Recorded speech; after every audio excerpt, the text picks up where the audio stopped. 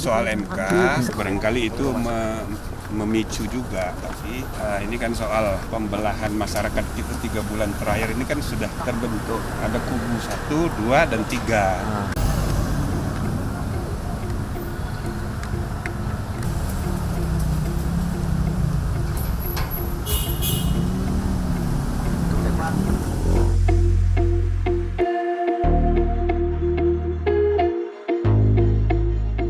Saya diundang sebagai ahli tata negara kira-kira gitu.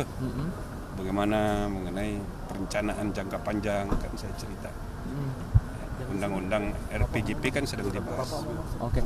Pembahasan terkait berarti tim pemenangan soal MK. Bisa sambil geser-geser. Mau digusur-gusur. Barangkali itu memicu juga, tapi ini kan soal pembelahan masyarakat kita 3 bulan terakhir ini kan sudah terbentuk ada kubu 1, 2, dan 3. Nah, terhadap putusan MK itu semua kan melihatnya dari segi politik. Gitu loh. 2 kubu kiri kanan ini pada marah semua. Ya karena memang kalau dari substansi putusannya kan bagus itu untuk memberi kesempatan anak muda. Cuma timingnya ada kaitan dengan Pilpres ya. Mau diusung adalah salah satunya ada kaitan. Nah, itu kan memang agak kompleks sehingga harus dipisahkan dulu masalah politiknya, masalah hukumnya, dan cara keputusan diambil. Nah, itu ada soal cara dan timing. Nah, misalnya Pak Anwar Isman, waktu pemohon yang mengajukan itu adalah PSI, nah dia nggak ikut. Kenapa dia tidak ikut? Karena ketua umum PSI ponaannya. Jadi kan dia udah memberi perhatian penting tentang kode etik. Tapi untuk perkara berikutnya dia ikut.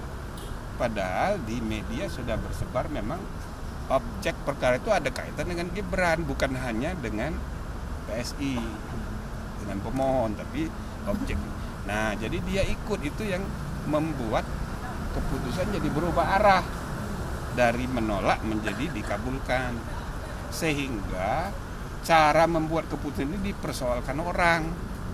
Kalau substansinya kan bagus, kalian kan memenuhi syarat juga menjadi capres.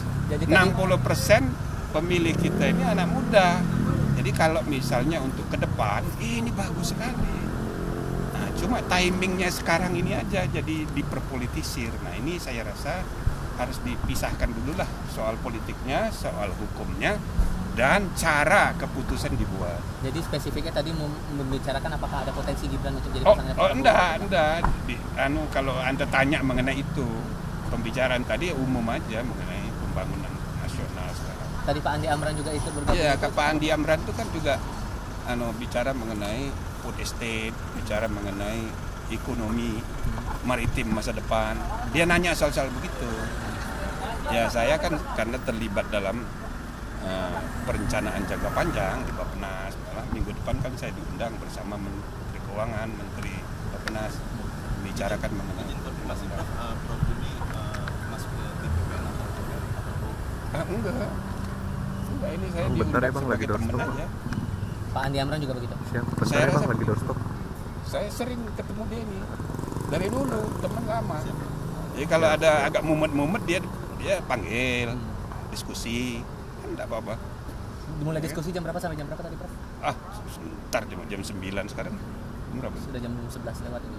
1 jam. Oh. Nah, akan ada rencana pertemuan berikutnya lagi? Ya nggak tahu. Barangkali ada. Nah, Menegaskan lagi berarti ajakan sejauh ini untuk bergabung ke tim pemenangannya Pak Prabowo ada? enggak, tadi ngomongnya umum tentang perencanaan pembangunan.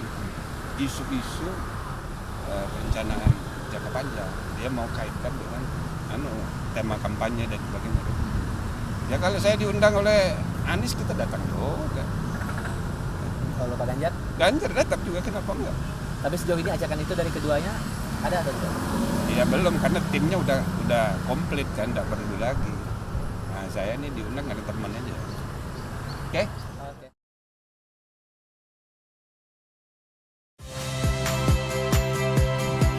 Saya Cynthia Rompas. Saksikan program-program Kompas TV melalui siaran digital, pay TV, dan media streaming lainnya. Kompas TV, independen, terpercaya.